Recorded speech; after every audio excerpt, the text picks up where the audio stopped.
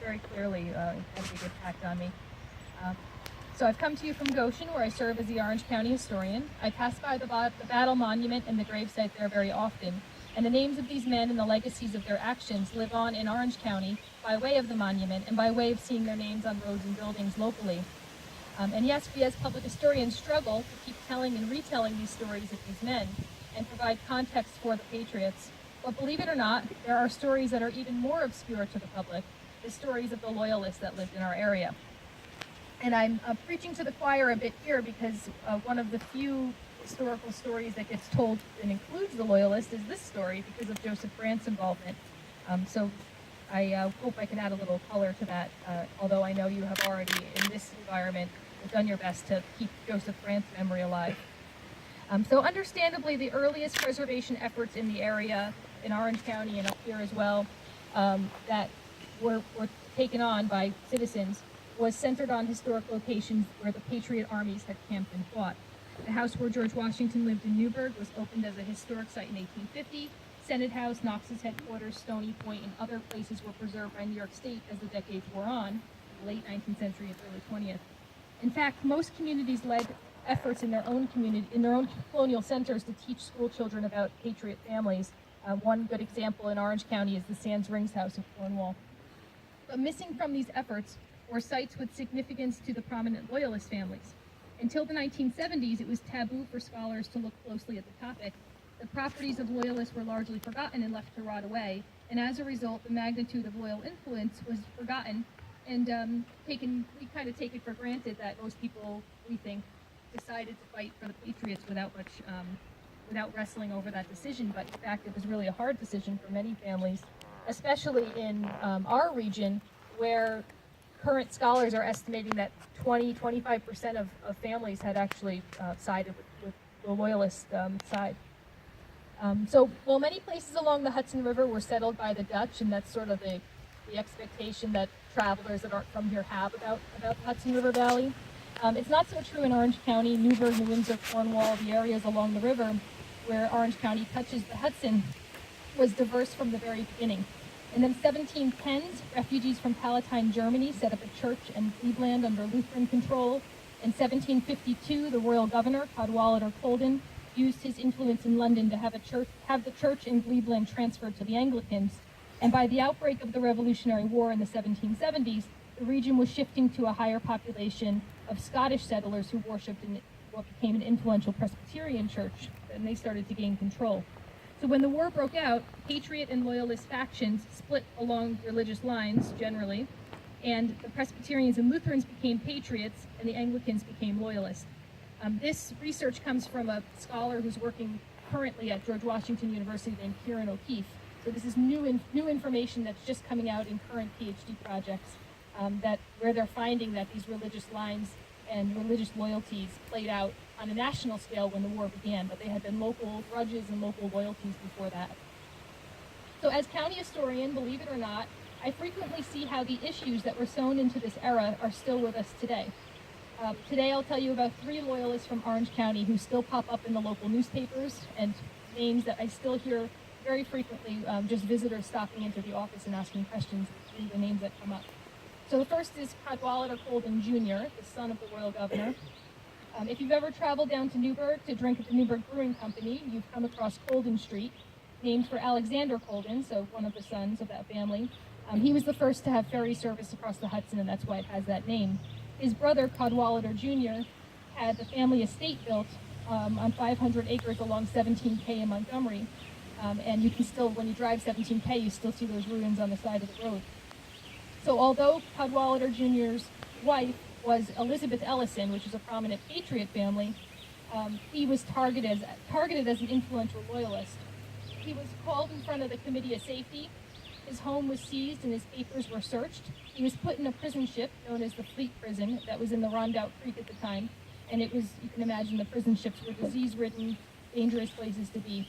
He was lucky enough to be paroled from the ship just 6 weeks before the burning of Kingston in 1777. So he barely escaped this ship before it was burned, and many of the prisoners died there.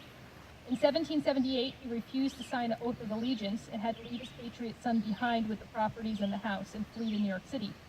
That home remained in the Colden family until the 1890s and fell into disrepair eventually. The wood paneling from the home was taken by the Met Museum for display, and many elements of the interior were put in storage in the town DPW. It's been landmarked since. In 1997, there was a local effort to landmark the home. But today, this is a topic that we deal with in the county office. 200 pieces of the wood paneling from the house are in storage. They're moldy. They need restoration work. They need a location, a permanent location. And it's something that we are still trying to figure out today. What are we going to do with the interior of this very important Loyalist home? So the second person I'll tell you about is Thomas Bull. So there's a reoccurring controversy in Orange County that is it's actually in the papers from time to time, the Times Herald Record.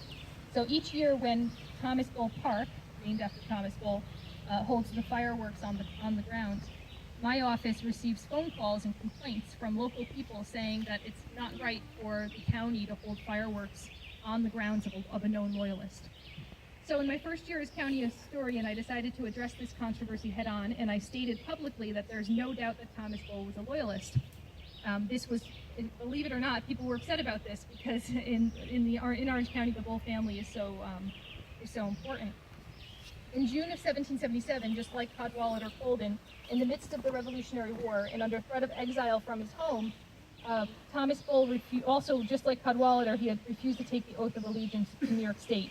His neighbor, Fletcher Matthews, was the brother of David Matthews, the New York City Loyalist mayor, and they were actively plotting together to destabilize the Patriot Army's operations. Through the papers of General Washington, you can read in the Library of Congress today that Washington was writing to other generals afraid that there might be a plan to kidnap him. That was a rumor that was going around at the time, and they talked about it in their letters.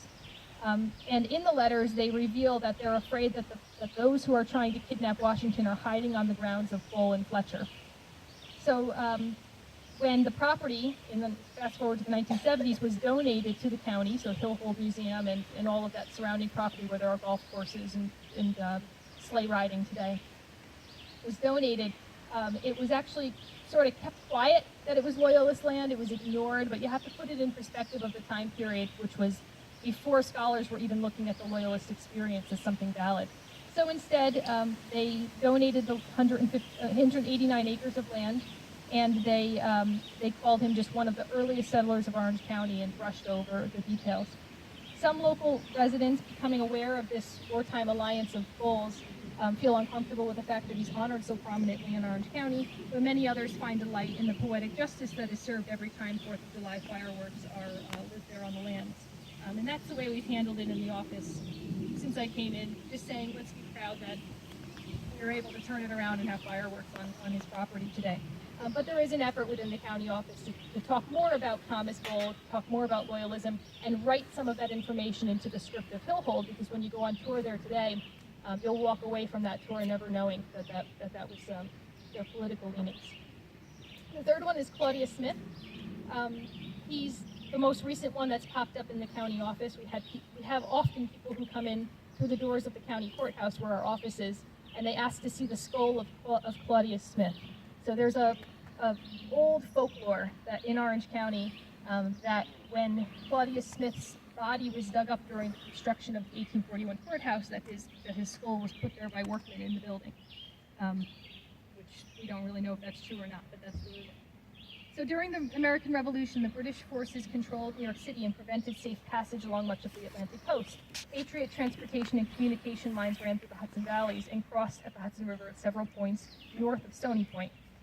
The Continental Army's officers headquartered in rented houses in the valley, and encampments of soldiers were spread from Fort Montgomery to New Windsor and across the river also in Fishkill. There was neutral ground between the two armies, but it was occupied by refugees in alliance with either side. Among the bands of these refugees were cowboys, sympathetic to the British cause, and skinners, sympathetic to the Patriot cause. And they were outlaws that plundered cattle and stole supplies from those who lived in the region. The most feared leader of the band of cowboys was known to be Claudius Smith, who operated out of Smith's Clove, which is near Monroe today, and he sheltered his men and stolen goods in the Ramapo Mountains around Tuxedo. His men were responsible for plunder and also for the death of anyone who tried to defend their property during the raids. From the first time he was captured, the Orange County Sheriff escorted Smith to the jailhouse in Goshen, but the band of followers assaulted the sheriff, and they actually released Claudia Smith at that point. They let him go. Governor George Clinton declared Smith an outlaw and announced that there would be an award for his capture. Smith fled to Long Island to hide out, but a whaleboat from Connecticut came across and seized him and brought him back to Goshen for trial. Smith was convicted of 3 burglaries, which carried a sentence by death by hanging. In January of 1779, he was brought outside to an improvised gallows, and he was tied to the limb of a tree. It is said that he was looking out towards Slate Hill, hoping to spot his group of friends again, coming to stage a rescue. But no rescuers came forth. Without a word from Smith, the cart pulled away, and he was hanged in front of a crowd. Many stories emerged about Claudia Smith over the years. Until the 1920s, locals would point to the tree in the churchyard and claim that it was where Smith was hanged. Others tell the tale of the caves where the treasures are still waiting to be uncovered. The most persistent legend, though, is this one about the skull being placed either in the foundation or over the doorway of the Goshen courthouse when it was erected in 1841. Local people often stop in and ask about the rumor, and for that reason we decided last year to apply for a legend and lore historic marker to put up in front of the building. So today, if you walk in front of the Goshen courthouse, you can read the historic marker that says that it's rumored that his skull is there. And the Pomeroy Foundation enabled us to do that because they have a new folklore program. So it's a red sign instead of a blue sign, so we're not stating fact, but we're stating the legend. So what's the lesson in all of this? I suppose it's the same as the Grant and the Lee story. It's this idea of choice. We can't understand what our patriots had sacrificed if we don't understand that other choices that had to be made, and that families were split, that property was lost, that people were endangered, and there was a lot at stake for whatever side you chose. So I think that's the most obvious lesson in this, and I thank you all here for keeping this story in balance by telling the story of the Patriots and also the story of Joseph Grant as well. Thank you.